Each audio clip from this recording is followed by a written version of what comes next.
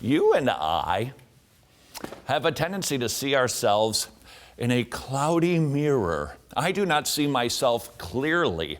I see myself the way I imagine myself, which frankly is really amazing. The first message of the gospel crushes that.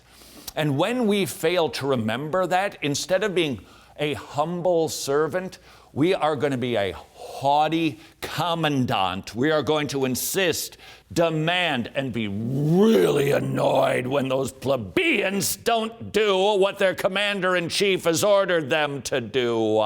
That is a key to not only bringing peace to your home, but in modeling the gospel for your kids so that it becomes more believable.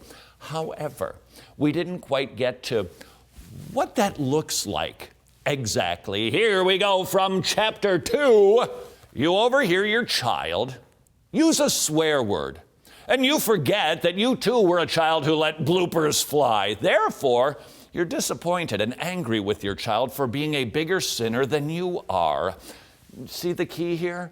You forget that you were a naughty sinner too, that you needed your mouth washed out with soap. When you forget that, oh, come on, we're a Christian family, and we don't talk like that around here. That is the result of forgetting the first message of the gospel. Another example, your spouse says something downright sinful to you, and you've forgotten that you've committed more sins against God than your spouse could ever commit against you. Therefore, boom, off to war you go.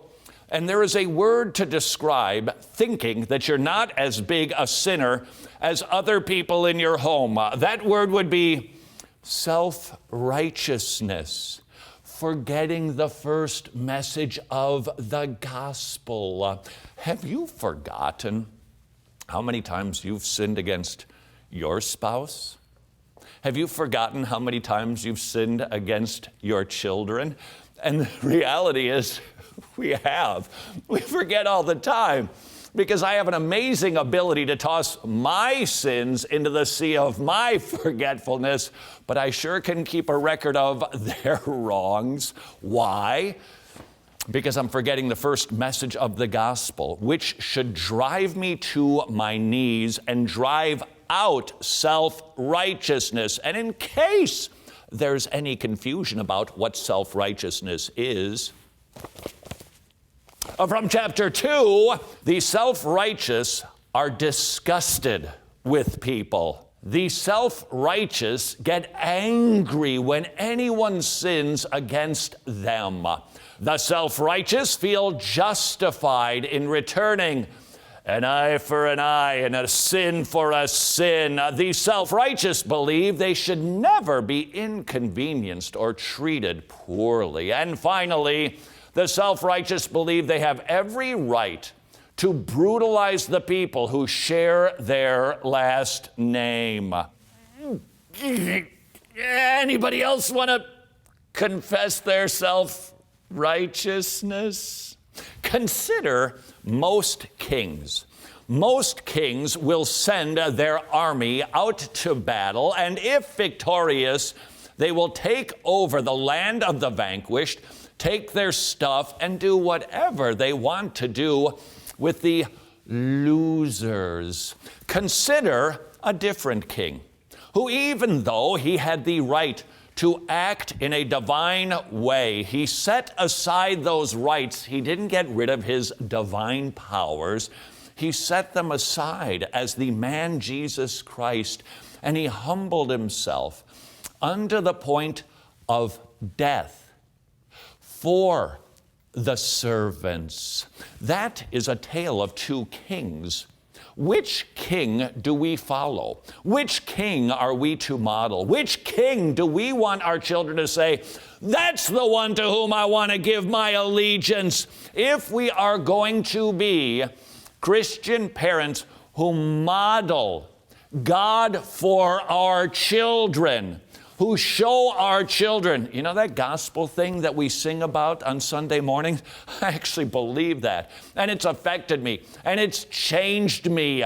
And it will change you when you remember the first message of the gospel, which raises a question again now that you've heard the admonition. How do I do that? This from a Reset for Parents. The first message of the gospel should put a stake through the heart of self-righteousness. If you want your home to be more peaceful, you can stop being self-righteous by doing sin math. Chances are pretty good you saw that word and went, no thanks, I'll pass. We are not talking about calculus. We're not talking about algebra or any of the other math things that I don't even know actually exist because I never took those classes because I was a mathematical knucklehead.